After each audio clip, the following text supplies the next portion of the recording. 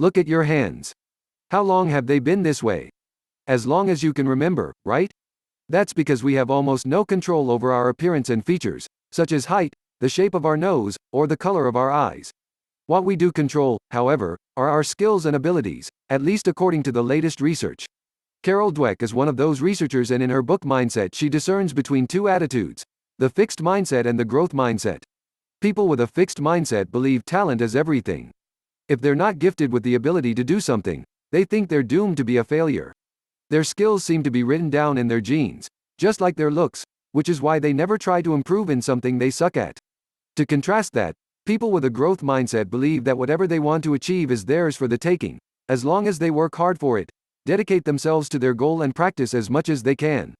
Since our mindset has a big influence on our performance, both are worth taking a closer look at. You might have heard the quote, "Hard work beats talent when talent fails to work hard." People with a fixed mindset take a different view. In their world, talent is king. Naturally, they want to look talented all the time. The hiring practices of big corporations like McKinsey or Goldman Sachs make this evident. They hire the best graduates in the world and then expect them to perform perfectly and instantly. Instead of being trained on the new job, employees are thrown into cold water and monitored closely for errors. Whoever doesn't do a great job right away, they fire. This is hurtful for both sides. Not only do the employers rob themselves of some great people, their black and white thinking also cultivates a fixed mindset in others. Since the applicants already assume they're always being judged as good or bad, the employer's behavior turns it into a self-fulfilling prophecy. As a result, most employees spend their time trying not to look stupid instead of working productively, so their leaders don't brand them as a failure forever. Compare that to the growth mindset, where, if you give kids hard math problems, they love working on them and want more of the same kind. Their desire to face more and tougher challenges doesn't necessarily come from wanting better grades, but from the satisfaction they get from pushing themselves as much as they can.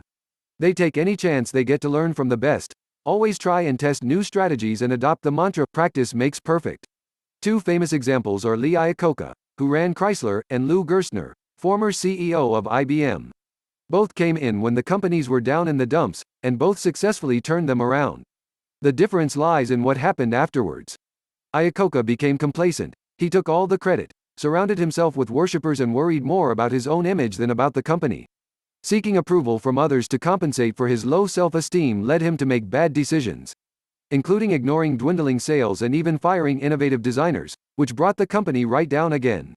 Gerstner, on the other hand, recognized the internal battles at IBM didn't help teamwork and customer service. So he broke up old hierarchies and even put himself on an employee level to communicate well. By focusing on teamwork and learning from past failures, he showed a true growth mindset and brought sustainable success to IBM. In a similar manner, a furious, fixed mindset golfer might fire his caddy or throw his shoes into the crowd.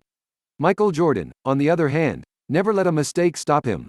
"I've missed more than 9,000 shots in my career. I've lost almost 300 games.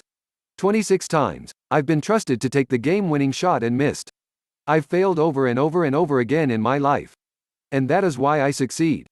His airness has spoken, and he's become the first billionaire basketball player in history.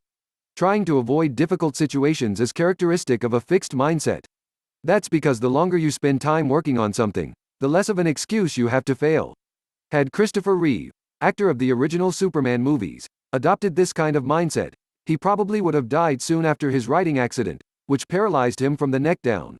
Instead, he put up a tremendous fight and became an activist for spinal cord research. Eventually, he could finally move his arms, legs, and even upper body. Eventually, he even walked across the bottom of a swimming pool.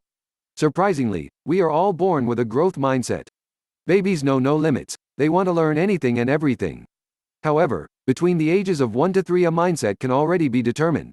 Babies with a growth mindset tend to try and help other crying babies, while it disturbs and annoys fixed mindset babies. Apart from our parents, our teachers also play a major role in how our mindset turns out. A bad teacher might tell a D student that she'll never amount to anything. But a good teacher would encourage her to study more and do better on the next test. Lastly, anyone can develop a growth mindset. For starters, try this. The next time you spill your coffee, don't say, "I'm clumsy," and associate the failure with your identity. Instead, see it as an external, one-time event and resolve to do better the next time. For example, try saying, "I can't change what's done. I'll just mop it up and pay more attention the next time. This way, you'll spend more time working towards your goals and dreams, and less time worrying about what's wrong with you. You'll develop a growth mindset soon and be well on your way to reaching your full potential. Mindset review. Mindset reminded me a lot of the book Learn Optimism, where the difference between success and failure lies in the perspective you choose to take. 3 things I found valuable in cultivating a growth mindset are reading, learning about other people's stories, and going on a quest for love. This book does a great job at explaining where these mindsets come from, what consequences they have, and how to adopt a growth mindset yourself. Who would I recommend the mindset summary to?